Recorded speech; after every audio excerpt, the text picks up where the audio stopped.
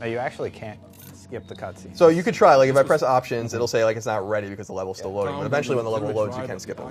But it takes some time. And that's why we saw that long load screen at the beginning.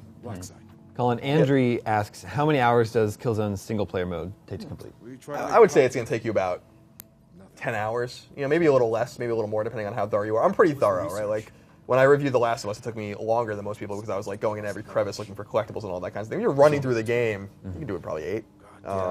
There's 10 chapters, some twists and turns along the way. Some chapters are longer than others. That one's actually kind of long. So, I mean, yeah, that took us almost an hour. Well, 45 minutes. Yeah. Do the collectibles give you any advantages, or is it just story? It's just story. You do trophies and stuff like that, but there's no like in-game benefit. But I think the production value on the newspaper clippings and the voice recordings and the dossiers that you find are just so cool. You know, it's not just like text on the screen, half-ass writing and stuff. It's actually like it's trying to tell you something. And the comic book pages in specific are really cool because you find them that tells like a story as well. I know people really like that. People get into the lore of games. Like you really like Mass Effect, where like they had all the interesting facts in the. I would spend hours just reading about planets in Mass Effect. You know, like it was nerdy. And so that's what's cool about Killzone. Killzone for me always had an amazing theme. You know, these almost fascist-like and looking Hellgas, and they're fighting the humans and stuff. They just never really took advantage of it. And I feel like by telling a more nuanced story away from like a straight-up war, that they're able to kind of explore the nuances a bit better. And I think that's one of the things that's really special about the game. But I'm actually not this far yet. Yeah, this is the 3rd chapter, and it's on a space station. It's kind of got almost a horror vibe at this stage. When I think horror in space, I think Dead Space. Yeah, I mean it's not Dead Space, but it's and I adore the first Dead Space, but this part kind of shows off some of the more like floaty sections I was talking about. Like there are parts in the game where you're floating. Yeah, like zero gravity sections, falling sections, and I'm not crazy about them. This is some of the better ones. There are a few parts in the game that are pretty rough, but the zero G sections in the ship are not a huge problem, and you don't have to do it very often, for very long.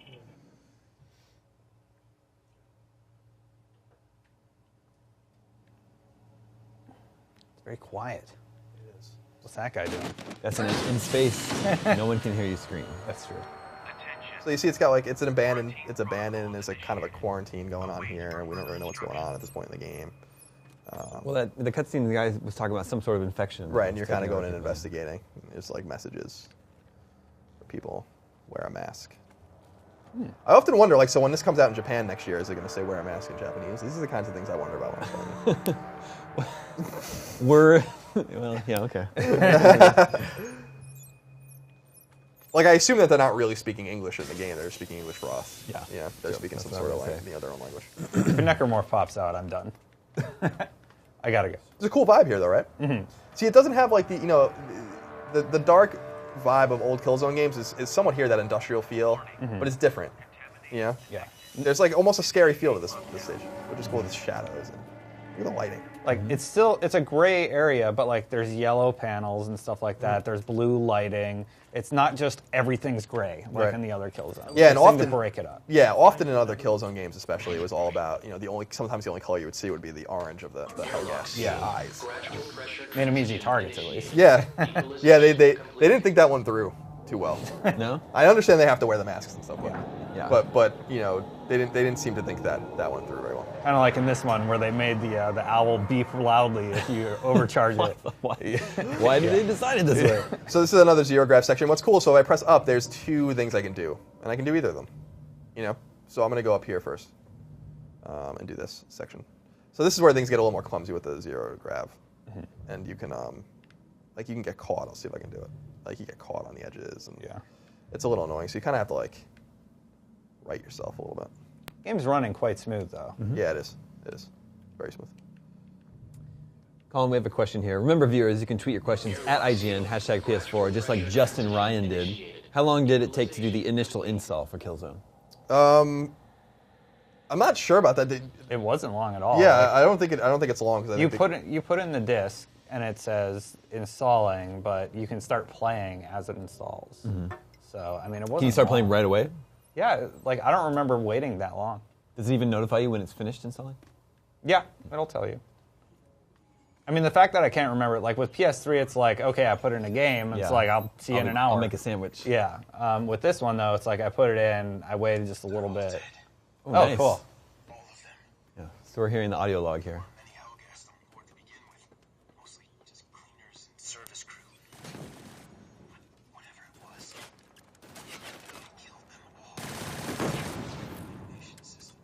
It's cool, right? Like, Yeah, it's very cool. And you just keep playing. I really like that. It sounds really good too. It sounds a lot better than the Wii remotes. Yeah. Like back in the day. No side effects, nothing. Unauthorized personnel found in science labs will be reprimanded. No one wants to listen. Nobody wants to talk about it. It's as if their silence will somehow absolve them.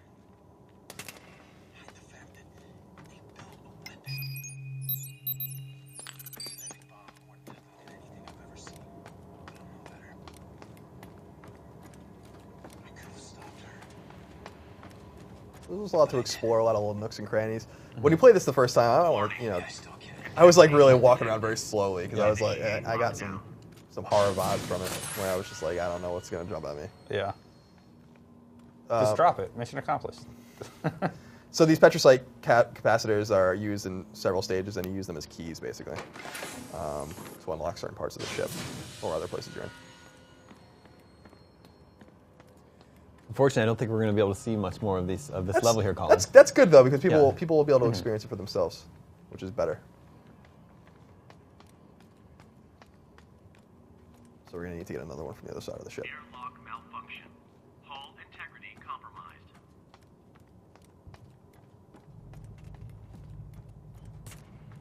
Yeah, this stage is rad. How come in so many games everything's broken and you're the guy that has to fix it? We're going to give away another copy of Assassin's Creed 4 Black Flag right now. Ubisoft is kind enough to provide us a bunch of copies to give away today. This copy is going to Chris Rodriguez, who asks, is Killzone the best launch game? No, Resogun is the best launch game. But Killzone is the best launch game that I get, launch exclusive that you'll buy in a store, I guess, because Resogun's PlayStation Network only. Yeah. And I still think it's a totally worthy game to buy alongside your PS4. I think people are having a lot of fun with it. I think online is going to be supported for a long time, lots of free DLC. And I think the campaign's fun. I think Killzone's taking a step in a much brighter direction. And I don't mean that literally in terms of its color palette. I mean, it's a different kind of game, and I think it's better off for it. Enjoy your copy of Assassin's Creed 4. Chris, we're going to take a quick commercial break right now. When we come back, we're going to play Knack, so don't go anywhere.